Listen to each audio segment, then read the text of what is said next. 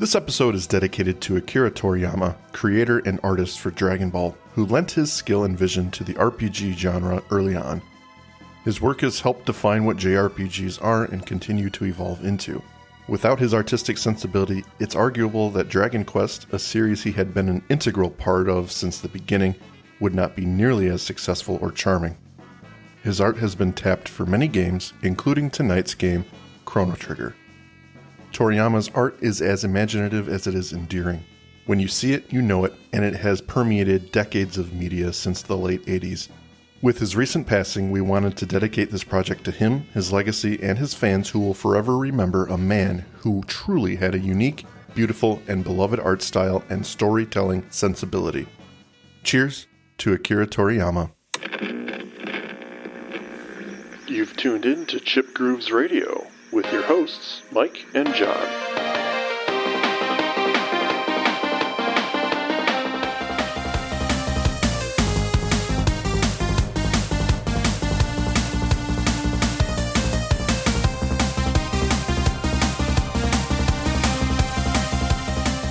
CDS, Yeah.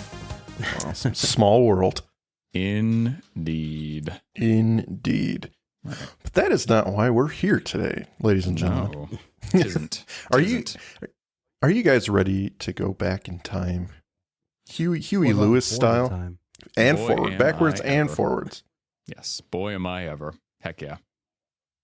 So Jesse, you specifically requested this game sometime in our catalog. It was definitely on the list, but we wanted to bring you back and tell us a little bit, if you would, about why you really wanted to do this game. Yeah, sure. So my video gaming roots go all the way back to like role-playing games, back to the NES, actually. Mm-hmm. I remember in like the mid 80s, shortly after the NES released, my next door neighbor had one. And the only game that I ever remember playing on it was golf, which I think that might have been the only game he had. But eventually I badgered my parents into getting an NES for me. And I went to Max Movies, which is like the video rental store that I could ride my bike to in Freetown, Massachusetts. And the first game that I rented was Final Fantasy. I did not read the manual. I was way too young to understand that I had to do things like equip my items and spells. And I had to run around outside Corneria Castle, beating up on goblins with my bare fists on all four of my characters, including the mages, to level up to the point that I could actually beat Garland. And Nice. I decided that after I did finally beat him with no equipment on any of my characters, that I was like, dude, this game is too hard. I want to get something more fun. And it wasn't until a couple of years later when the SNES came out and I got a copy that I started digging into role-playing games. And my very first one was Final Fantasy IV, and my very second one was Chrono Trigger. And man, I totally had my video game world flipped upside down by this game. It was trend-setting in more ways than I can articulate in the course of this podcast. And even beyond the music, just the things that it did in terms of storytelling, having many alternate endings, multiple love interests, missable characters that could just straight up die. Like, this was all totally new ground for the little console gaming neophyte that I was. I'm sure that some of those trends existed in other games on other systems, PC games, and this, that, and the other, but it was my first exposure to any of it. And one of the things that really made an impression on me right from the very start was the soundtrack. Absolutely. Oh God. Yeah. I mean, this game won awards for best sound design, best soundtrack, best game of the year. And I'm sure you'll get into that, but I'll tell you what, more than just the awards, it made a huge impression on me personally, to the point that there are some songs that we might talk about tonight that will make me choke up. I'm with you. Oh yeah, absolutely. So that's my hot take on Chrono Trigger. I'll let you guys say your piece. Well, that's awesome, because I think you and I share somewhat of a similar trajectory, where I too grew up with the NES, and my brother brought home Dragon Warrior, which is the American version of Dragon Quest, which is probably the most influential RPG series of all time, if not Final Fantasy, but they're both up there. And that was my first introduction to RPGs. And like you, my first real introduction was Final Fantasy IV for the Super Nintendo. Latched onto that one. I was a huge fan because it was all part of that. Like you had problems with equipping characters. I was figuring that out too. I didn't realize all the intricacies of RPGs in this time. So I became an instant fan of Final Fantasy, and my next game would be Final Fantasy III, and of course Chrono Trigger after that, 1 year later, I think. But yeah, when I picked Chrono Trigger up, I was really, really blown away by just how involved the game was and how emotionally attached you can get to certain characters and the story that's being told. It was pulling you in so many different directions that really it just felt like there was always something to do. So that was something very new for me. The storytelling was deep and incredibly interesting. And like you said, it tried to do things that were a little unusual for the time. And the endings, I believe there are 16 of them, which for the Super Nintendo is unheard of. So it had enormous replayability. And it just sucked you in, man. Yeah, absolutely. I think I replayed this game more. Oh, sorry, John. I think I've replayed this game more than any other game ever. I think Super Mario RPG might be my second place. Fair enough. But yeah, man. Go ahead, John. Sorry. No worries. Yeah, I was just going to say, I'm here. I actually never really played Chrono Trigger back in the day, which is odd because I did play Secret of Mana, but JRPGs were not really my jam on the NES or SNES. And then I quickly moved on to computers after that, so it was kind of lost on me a little bit. But yeah, I mean, listening to the soundtrack, I can understand why it had such a hold on people, especially throughout the ages. And I think getting the cliff notes of the story and how the game was revolutionary for the time.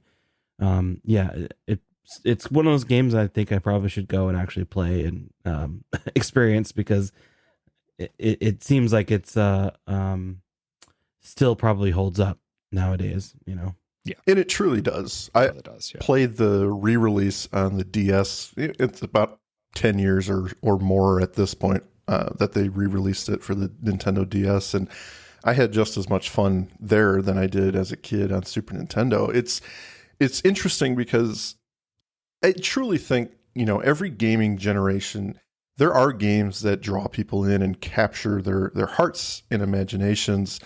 There are several games and series that have managed to do this over the years, but I would argue very few have managed to inspire and raise the bar quite like Chrono Trigger did. Because for 29 years since it's been released, I would say it still sits on top of many lists for best RPGs ever, and best soundtrack of all time.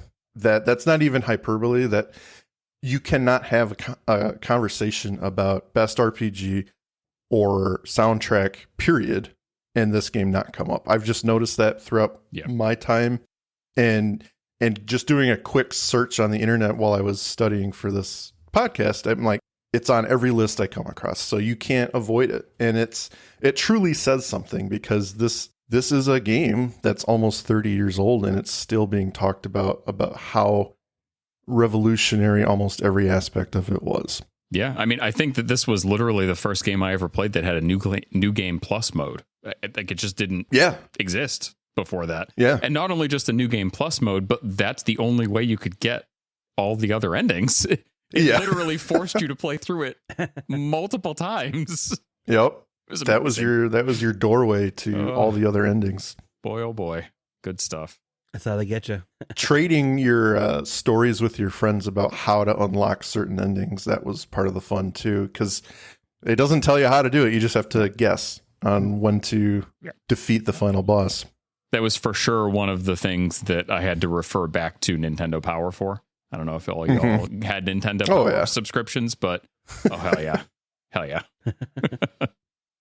Suffice it to say, this game is the complete package. Not only is the game lengthy, it's deep, it pushed the envelope in scope, with a story that really felt huge. In the most generic of nutshells, I'll say this is essentially a medieval Back to the Future. It's literally a tale through time and space. In it, you play as the titular Chrono, a silent protagonist. I think it even says that on his business card. It takes place in what I would say is a parallel to the Victorian era for this. That's where he grows up. There's industry, there are advances in technology, maybe slightly more recent than that, but you have a good friend named Luca, who is a scientist. Her and her father are known for their kooky contraptions and the dangers they pose. But this time they've finally done it. They've come up with something that not only works, but will blow the minds of anyone who witnesses it. They have set up as the main attraction for the Millennium Fair in town. Before this, however, you attend the fair and accidentally bump into a woman who wears a curious pendant. You two become fast friends. After some exploring, when you go to witness Luca's spectacle, which turns out to be 2 teleportation pods, you are very surprised when they ask you to be the guinea pig. At first, everything goes well. Chrono teleports from one pad to the other to the joy of everyone. It's when Meryl, the young girl you befriended, tries herself that something goes horribly wrong. The technology used to open the warp gates interact with her strange pendant, and she is winked out of existence, seemingly. Once you realize rather quickly that she's been teleported somewhere, you pick up the pendant, step onto the teleport pad with a mission, the determined theme song thunders in, and the journey is officially on. Thus begins Chrono Trigger, and it takes you through various time periods in the past and even far into the future, a dark, gloomy future, mind you. This is just the very first step in a vast adventure. Your mission would eventually evolve into saving the world from a giant, deadly beast. So that is the shortest nutshell I can really lay out there for everyone. That's how the game starts. You kind of are witness to an accident that takes someone far into the past, and you go after her. So Yasunori Mitsuda composed the soundtrack for this game. Some tracks were composed by Square veteran Nobuo Uematsu, but overall, Mitsuda was the mastermind. This illustrious soundtrack, as we've stated before, has been hailed countless times as one of the greatest, if not the greatest of all time. And I think we should start with Jesse. You said you would get choked up on some songs that possibly meant something to you. So let's kind of talk about how the soundtrack really moves you. What really brings this emotion out of you? I think the thing that really does that is the game does a much better job at integrating the soundtrack and the sound design in kind of sound design on the whole into some of the more emotional moments of the game. It also does a really good job at developing characters, which, especially in the SNES era, aside from a couple of other games, mostly Square Enix or Square games, Final Fantasy 4, 6, etc., you didn't really see that often. I mean, you got character development, you had growth arcs, you had really pivotal moments where you saw something shocking happen, like a character die. I mean, spoilers, if you haven't played it, Chrono, the main character, dies at one point, and it really comes as a shock to somebody who has never experienced that in any TV shows, movies, or certainly not video games in their past. I would say the one that probably gets me more often than any other, and I feel like this is kind of funny. I was telling you guys this before we recorded a couple of weeks ago when we were talking about doing this. I feel like there's so many good songs in this soundtrack that it's almost like a draft, like who's going to get the best ones, who's going to get the picks first. Yeah, absolutely. It's gonna be fun. But I think for me, if I were to pick a first song, especially one that had a big emotional impact on me and continues to, all these years later, gonna go for the big guns with Frog's theme. It is nice. Just, man, it gets me every time.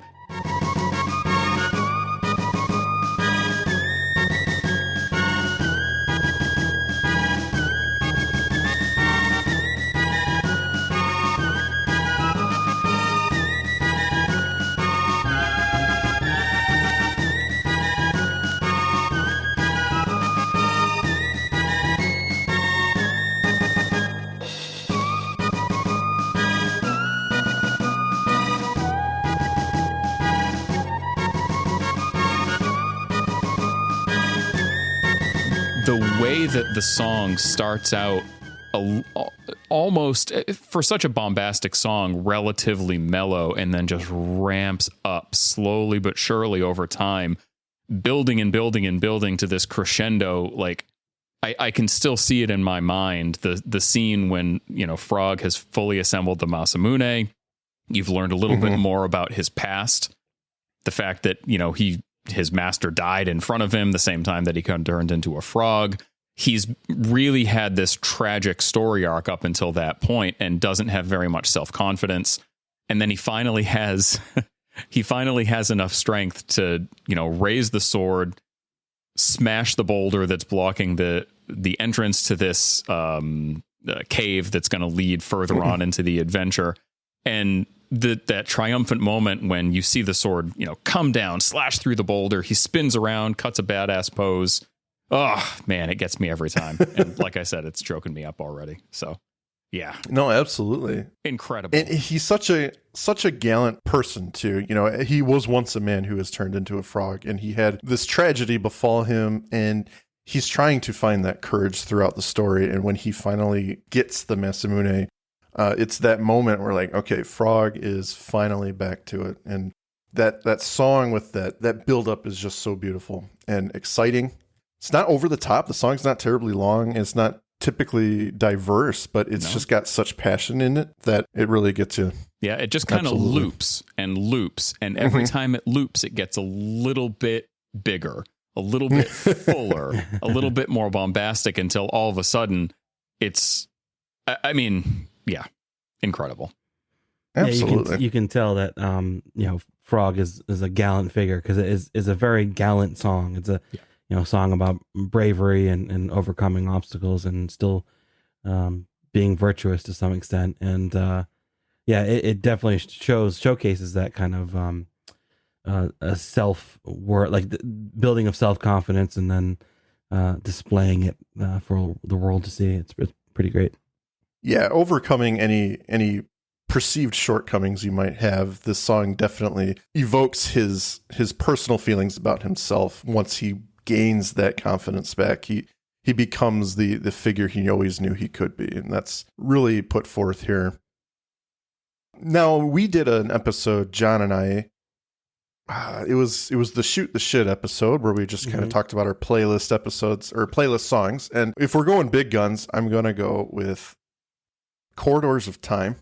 I mentioned this on that episode, and it's simple because when I think of majesty and elegance in music, I want something that feels bigger than perhaps it is. It doesn't have to be terribly complex or lengthy, but I want to get chills from the instrumentation and feel that sense of transportation to somewhere else, someplace else.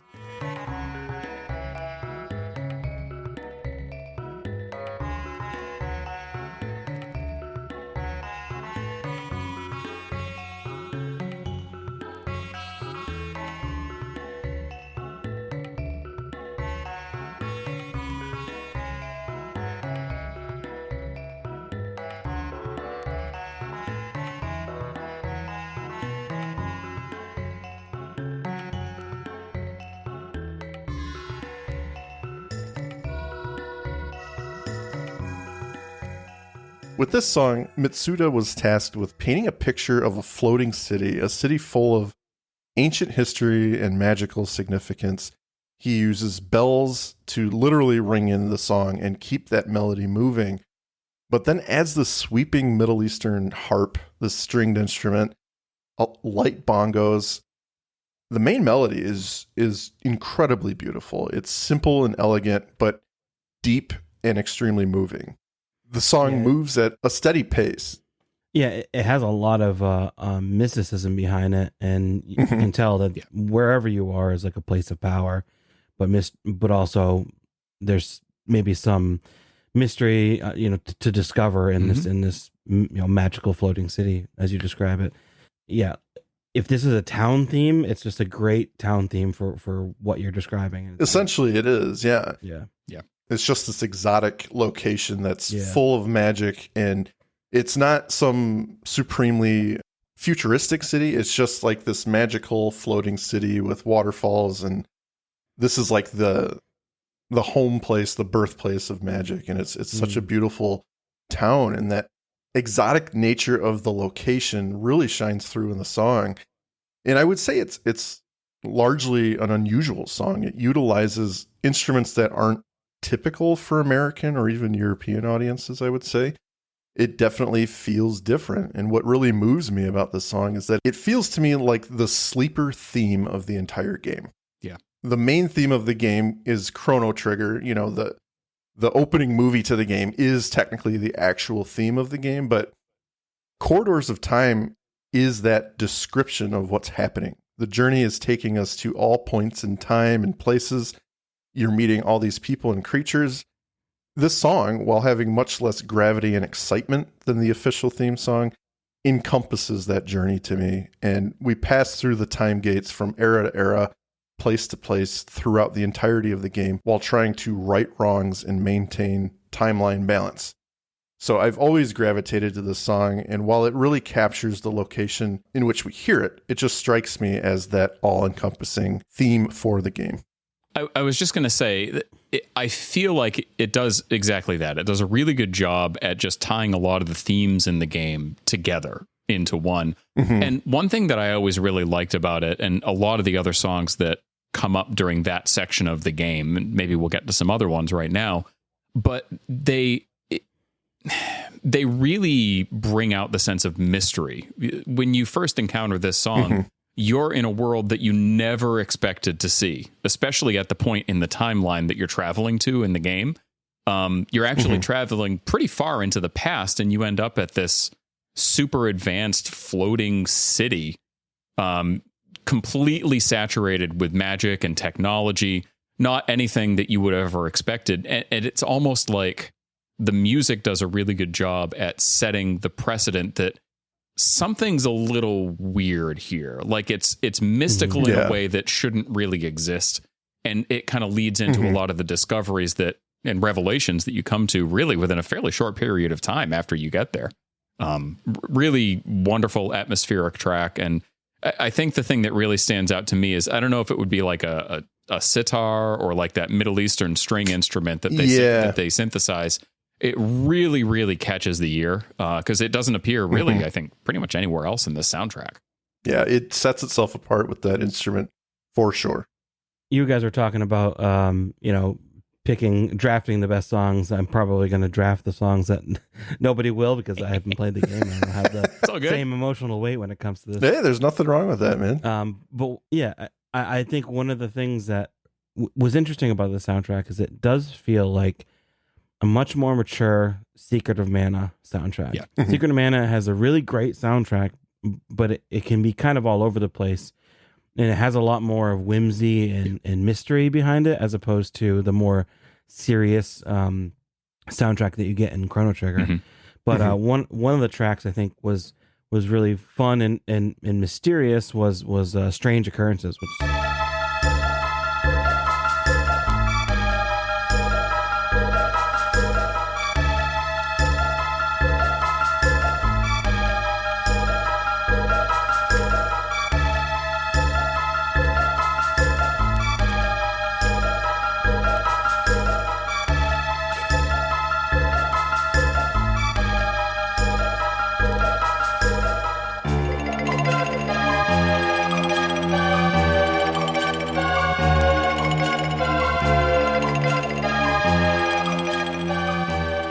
I'm assuming that happens at the fair where things go wrong or something like that. But it's just a really fun mystery track. You get these like plucked strings that kind of drive through the song. Mm-hmm. You have this like blatant horror piano, almost like Freddy or Friday the 13th kind of piano going on. And then you get the chattering bone xylophone. And then all throughout the bottom of this is this plodding bass line kind of driving you through this mystery. It's a really fun mystery sound mystery track that I think adds a lot of flavor to the game. And it has in Secret of Mana, I think it would have been a lot more whimsical of a mm-hmm. track for this type of thing, whereas this seems a lot more serious of a mystery. I'm glad you actually brought that up because Mitsuda does a good job of taking serious moments and making them something that's, okay, you need to feel the seriousness of the situation, or you need to feel the scope of what's happening. And it's not always bad. It can be very good. But this is one of those tracks that it's very simple. It's very to the point. It evokes the proper feeling from the player without much effort. And that's kind of what makes it really cool. Yeah, this is pretty cool because you absolutely nailed it, John. This is early in the game, and this is the moment that you first find the time portals, and Marl, the princess that ends up absconding with Chrono and just leaving the castle against her father's wishes, ends up getting sucked into the time portal. And now you and Luca have to try and figure out, like, what the heck just happened and how do we go save her? That really is what kicks off the through line of the story. And it's a song that actually recurs at a few points throughout the game. It's not just in that one moment. It's used in a number of other really tense moments throughout the game. And I think it really drives those points home. It's a simple song. Absolutely. It's a quick loop, but man, is it effective. Yeah. Yeah, 100%. With an RPG, especially one of this scale, we can't not talk about battle themes. Oh, yeah. So there are definitely, I wanted to touch on the word exhilaration because I just feel like that is appropriate for all the battle themes in Chrono Trigger. How do you feel about that, Jesse? Oh, yeah. I mean, we could have just a battle and boss theme medley for this. And if they could just do it, if I could hear like an orchestrated version of it, I could die a happy man.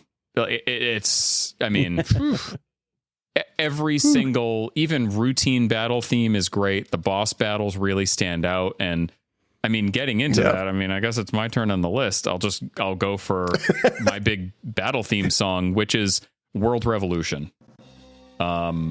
It is the theme for the second phase of the last boss of the game.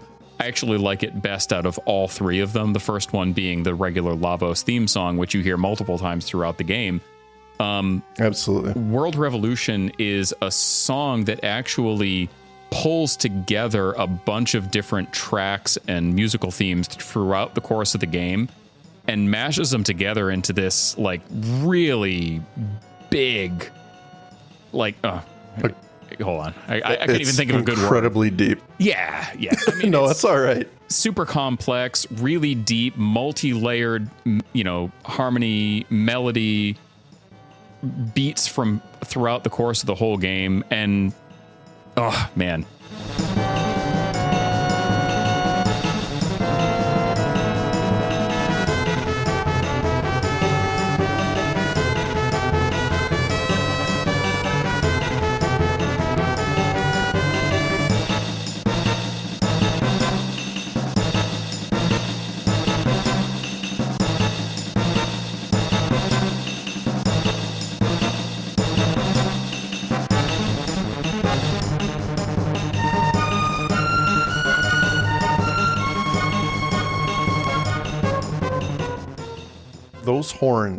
Those horns that sing out that melody they are so good. Yeah. And then it just falls into that terrifying organ. Oh man. Yeah. This song is fantastic. And it follows the theme of the battle really well because it's especially your first time through the game when you're not all New Game Plus leveled up. It's a pretty frantic battle. And a lot of the techniques that the various characters that you bring are coming, fast and furious, and whew, man, it just fits the theme incredibly well. Yeah. I'm a big fan of boss battle music, and this is a really great frantic track with, like you're saying, those horns really lead you on a lot of like trills and triplets and the underlying string that is also like it's kind of like your character fighting along with the other NPCs. It's just a really strong track that has such a complex sound. Imagining that coming out of an SNES and having to work within those constraints of writing a song with that sound with the sound chip on the SNES, getting all of that sound through, getting the frantic nature, getting the multiple different main instruments that kind of come through and go away and then come through again. It's such a really beautiful track for a boss theme. Yeah. The fusion of the classical elements and the electronica elements layered on top of each other just really gets the message across in a way that, quite frankly, even to date, I don't think I've really felt that way listening to a battle theme from a final boss and really any game. It's stupendous. One thing that Mitsuda is really good at in this song is that it's a hills and valleys song where it's got really powerful moments, but when he pulls it back, you're still getting that tension that, okay, you are in the fight for your life. And again, you're saving the world, which is, a trope for a lot of JRPGs, but you really feel it with this song. And he brings it to a level that's incredibly exhilarating and just exciting to listen to. And it's funny you mentioned this song because I actually have on my list the final boss. And what struck me as for that is the fact that it's completely different than any other battle theme in the fucking game. Yeah. It's all synthesizer. It's one drum beat. It's good pace, but it is absolutely, this is it. Okay, you've made it. And John and I joke sometimes about how when you hear it, you're at the final boss. You've made it. And this is one of those songs where, man, with that guttural Lavos scream that we all know and love, it just starts the track and it goes directly into this furious synth wave.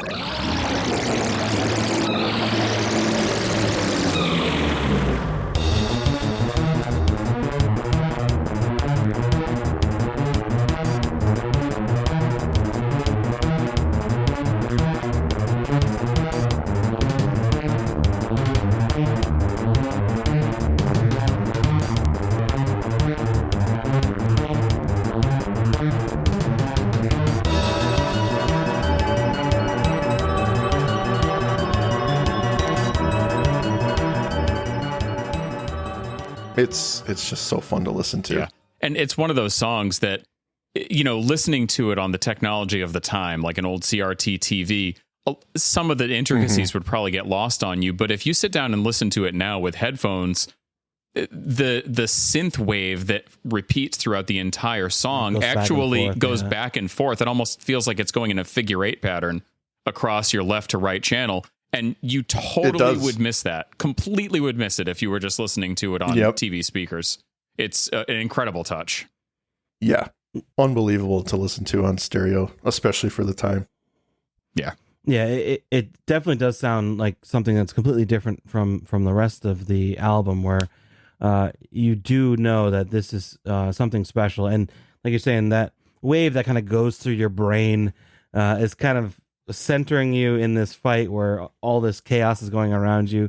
The drum is the percussion is really pushing forward, pretty frantic beat, and the little trills of the high pianos, and then the scream comes through. It gets you to your core. Where this is that's one. Yeah, this is it. That touches on something that I wanted to comment on just the soundtrack as a whole. Is that one of the things that you see come up in a couple of different points in the soundtrack is an integration of other aspects of the sound design into the music. Very rarely do you listen to another game where you hear a sound effect like Lavos' scream or some chanting that you hear as just atmospheric stuff throughout the course of the game when you interact with different, objects and NPCs. Actually integrated into the soundtrack. Like it's not just that the music is playing on top of these staged sound effects, it's part of the sound design. It's incredible. Yeah, and that scream at the end, that really high-pitched scream, begins the loop again. It's the perfect segue, but you wouldn't think it would be something that could add to a track so well. It's so simple, it's so shrill, but it really fits, and boom, you're right back into the beginning of the loop. It's just perfect. Yeah, and you get that kind of chorus, like angelic, tones over it. The chorus is kind of singing along with you. It's very angelic, but the undertone being so frantic, it's not peaceful. It's very chaotic. And touching on that, I'm so glad you brought up the chorus, because that is essential instrumentation for this album. The choir, I guess you could say, is almost in every track you can think of in some form or fashion. It plays such a huge role in this soundtrack, which is what helps differentiate it from other RPGs for me. It's so beautiful, and they utilize it in such different ways to evoke different emotions out of the listener, both happy all the way down to despair. It's great how he uses this. And Jesse, I'm looking up that soundtrack for you because I just bought it on vinyl. It is actually a recreation with symphony. Nice. So I'll send you the link for that. I would love that. Thank you very much. I actually am buying. No problem. I'm probably buying a new record player like this weekend. So very exciting. Awesome. Yeah. Well, I'll round it out. Probably not with the most exciting thing. Probably should have ended on the final battle. So, Hey, no. You kidding me? You go ahead. A honorable mention was Derelict Factory. It was just a funky tune, and the bass line reminded me of Vector from Red Alert. So Nice. I was like, what's that? That's Vector. But But no, beyond that, I was listening to Tyranno Layer, and I get a real, like, the intro gives you a real, like, Castlevania vibe. I'm not really sure what this level is or what this layer is, but it feels like some vampire's castle that you're getting into. Pretty close. You get these strong horns. Yeah, okay. Not too far off.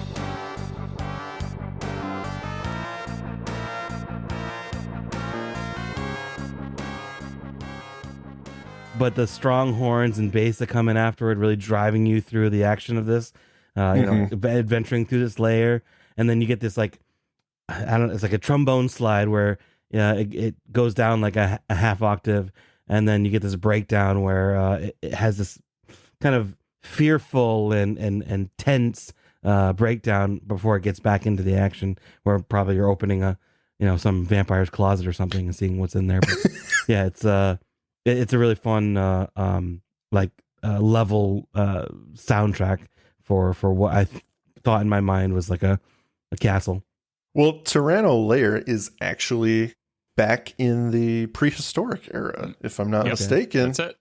It is definitely a castle, and there is an alien-like creature who's taken over and is wreaking havoc. But yeah, what I like about this is that Mitsuda, it's great you brought this up because Mitsuda was tasked with giving each location and each era its own life, its own feel. And this is one of those situations where you're in prehistoric times, so you have to feel a sense of difference.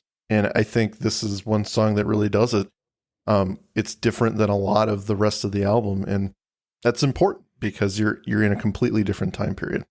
Yeah, it's a really, really cool song, and it's actually one of the couple of songs that was composed in part by Uematsu as well. They kind of worked on it together, and it has a very different feel than a lot of the other songs in the game.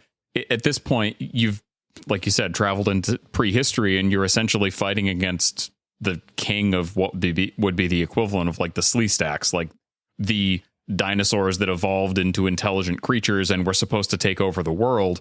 And this king, in an act of desperation, calls down a red star from the sky to crash into the earth, and come to find out that that's Lavos. That's the big bad that ends up destroying the world in the far-flung future. Crazy.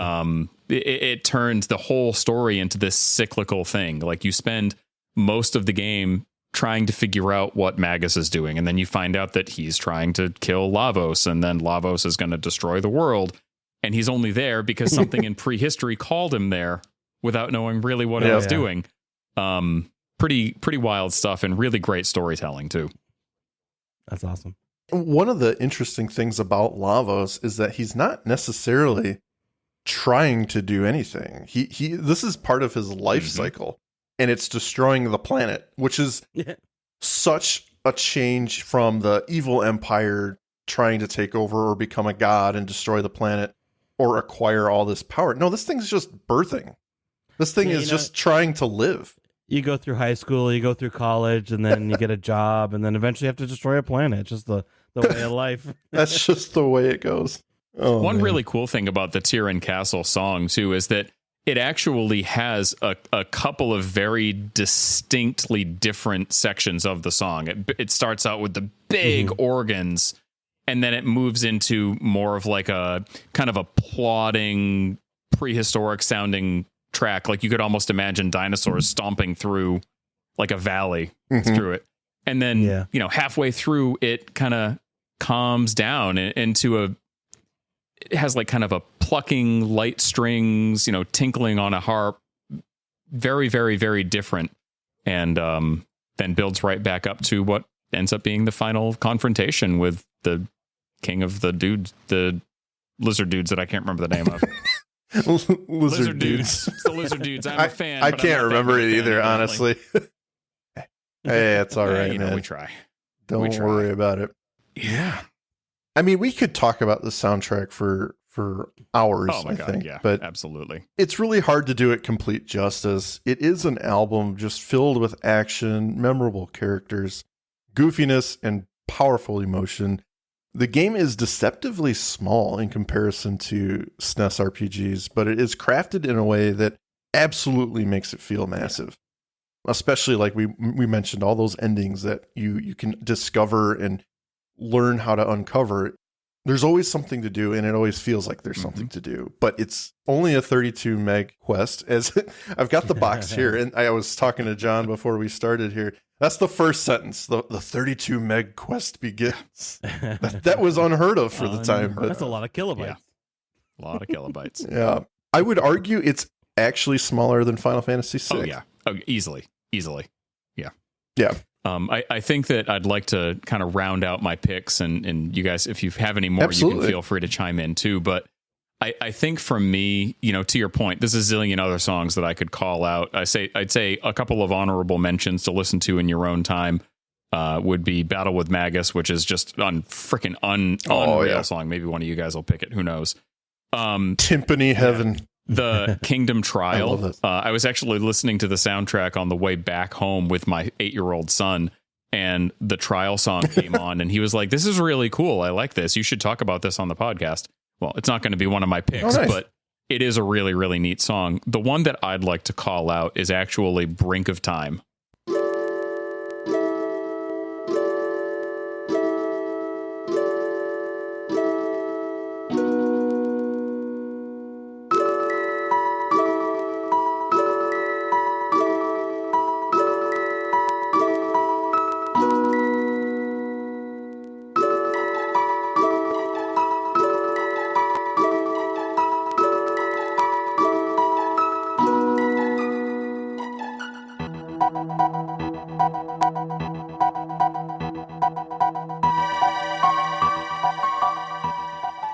Brink of Time is the background music when you're in the end of time.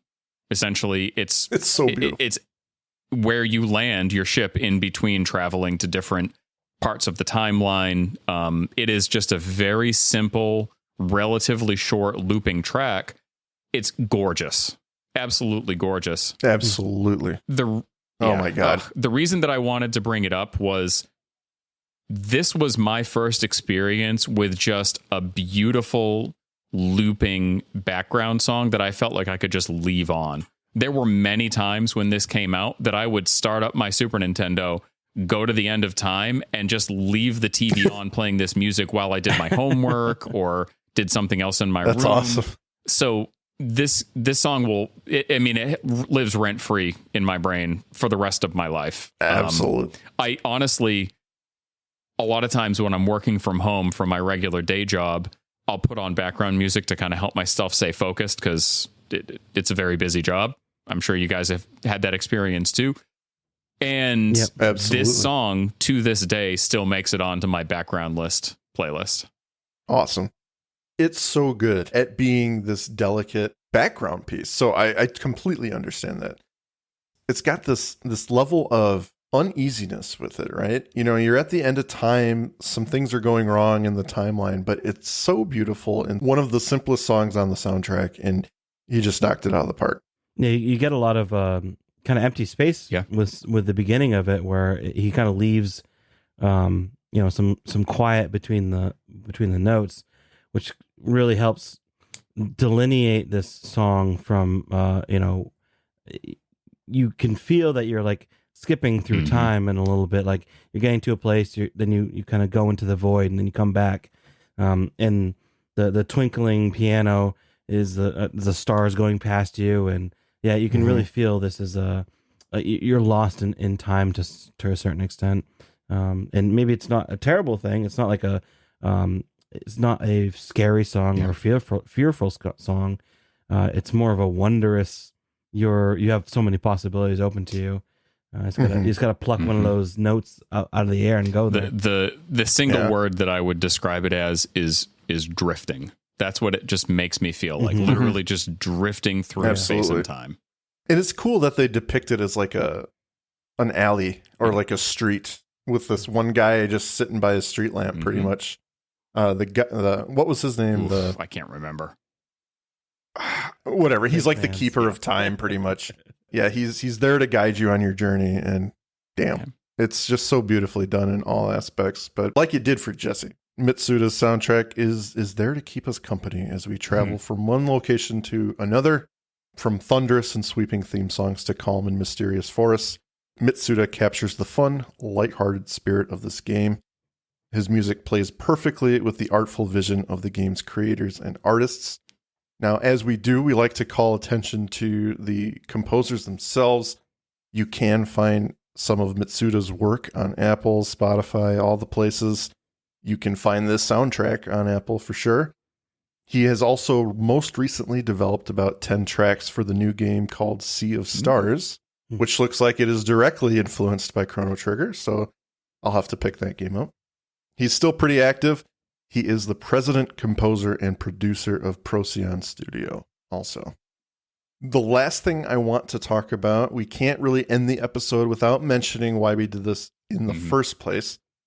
This soundtrack was slated like it was from the beginning on our to-do list, but this definitely got moved up when Akira Toriyama passed away recently, to the horror and sadness of all DBZ fans everywhere. He's the well-known creator and artist of Dragon Ball Z. He's artist for the arguably most influential JRPG of all time, Dragon Quest. Other works including being tapped for the art style and some story for Chrono Trigger. So let me tell you, this guy has star power. When I saw the box art for Chrono Trigger, I had seen nothing like it. You know, Dragon Ball Z had not come out in the United States yet. And I was completely engrossed. I would try to emulate the drawings very frequently in class, and my friends can attest to that. And then when Dragon Ball Z came out, I was like, that looks like Chrono Trigger. Admittedly, that's a little bit backwards, as Dragon Ball predates Chrono Trigger by a significant margin, but not here in America. So when I pieced that together, both IPs got a little bump from me, a lot of respect. So Toriyama has his influence on the RPG genre since the 80s with Dragon Quest, and it continues on to this day. From the teardrop slimes with a big white eye and red lips to dopey-eyed dragons and heroes with wild and colorful hair, Toriyama's art is incredibly unique and vibrant. He gave distinctive and fun life to everything he worked on, and it is with great honor that we mention him and celebrate his work for tonight's game. Absolutely. And I really want to say that as a whole, I think his artwork really helped direct the entire game itself, because everyone had to kind of get on board with that style and make it a cohesive product that really felt like you're playing these characters, you're experiencing this world that he's designed. Because if I'm not mistaken, he not only did he design the characters, he designed each location and the general idea of what each era would look like. So this was as much his game as it was anyone else's. So kudos to him. Yeah, for sure. Well, gentlemen, I think that about does it for tonight's game. If you would like to say goodbye, please do so. We're going to rate it or what? I keep forgetting that the last 2 times. I was just thinking to myself, let's I'm like, rewind. We're going to rate this thing. All right. Well, it is without question a 10 out of 10 Masamunes for me. Yeah, I mean, if you guys couldn't tell, I'm a bit of a fan of this soundtrack in this game. For me, it's 1 out of 10. Yeah, for real. It definitely is going to get 10 out of 10 jet bike keys from me. Nice. Yeah, I think it without even having the emotional weight of playing a game, just listening to the soundtrack, I could tell it was it's a compelling piece, and it has such a variety of style and depth of just sound. Mm-hmm. It's pretty amazing. 10 out of 10 triggers that need to be chronoed. Nice. I don't know what that means, but I'm gonna say I don't know what that means. But. Yeah, I mean, in parting thought, I would just say, I think, John, this probably applies to you just like it applied to me when I listened to a recent episode you guys put out. But when a soundtrack for a game can grab you in such a way that it makes you want to play the game, especially when you hear people share their thoughts and experience and emotional impact that it's had, I mean, that really speaks volumes to the composers and to the game at large. And honestly, that's very much the way that I felt when you guys did the Castlevania Lords of Shadow episode very recently. I've never played it. By the time I was done listening to that episode, I was like, shit, where do I get this game? I feel like I have to play it. And I hope that this episode has had that impact on you as well, John. So go slog your way through a JRPG and grumble about it the whole time, and then come back and tell me if you enjoyed it. Man, all these turn-based scenarios, I can't just fight my way through it. I think you'll enjoy it if you ever do get to it, but it's one of those things where you might just need to experience it, because when you think of when it came out, it's just like, Jesus, this is amazing. I want to say it's probably more well put together than a few other RPGs for the era, I could say. Yeah, without a doubt. In that it wraps up so well. And you'd think going from time period to time period, it would easily get convoluted and messy.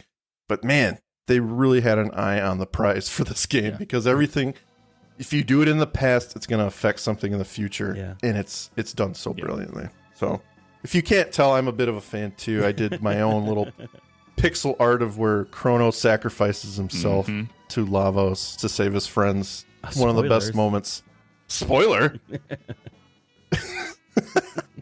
But yes, so thank you very much, ladies and gentlemen, for joining us. Jesse, thank you for joining us. If you'd like to give your podcast a shout out, yeah, sure. Please do so. If you like a very small niche tabletop miniatures game called Malifaux, it's a skirmish-based game presented by Weird Games, then give Boring Conversation, a Malifaux podcast, to listen.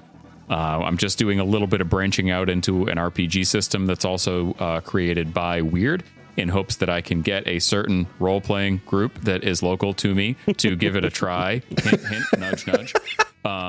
Hint, hint. What's that game called? Is it Through the Breach? Through the Breach. Okay, yeah. Oh, Jake, I think Jake has mentioned it as well. Yeah. Said role-playing group will be heard at the end of this podcast. Indeed. I was going to say trio for some reason. That did not. No, I don't know where that came from. Yeah. Well, thank you, everyone, for joining us. Absolutely. Thank you for having me, and enjoy, everybody. It's a great soundtrack. Give it a listen. I'm going to go play Chrono Trigger. That doesn't sound like a terrible idea. That's not a terrible idea. It's been at least a decade. Yeah, for real. Thank you for listening to today's episode. If you liked what you heard, please rate and subscribe on your podcast app of choice. Also, check out Magus Media's other podcast, This Is Not Happening, Another X-Files podcast, for complete episode breakdowns, insightful banter, and inane babble. Thank you, and we'll see you next time.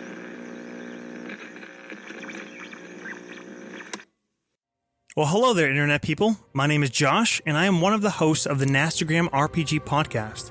We're an actual play podcast, and we're good. And why are we good?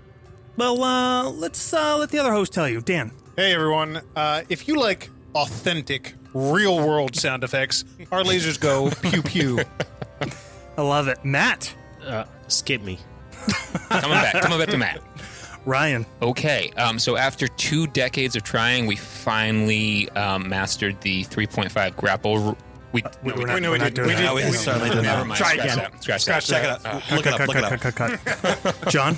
If you're looking for a RPG podcast that plays a whole hell of a lot of games, we like to spice the life.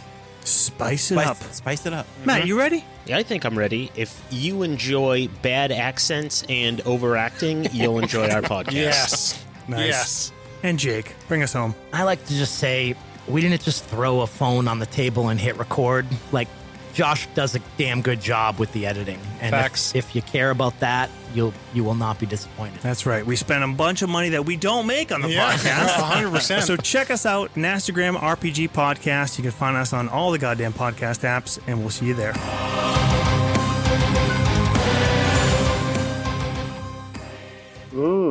That's nasty.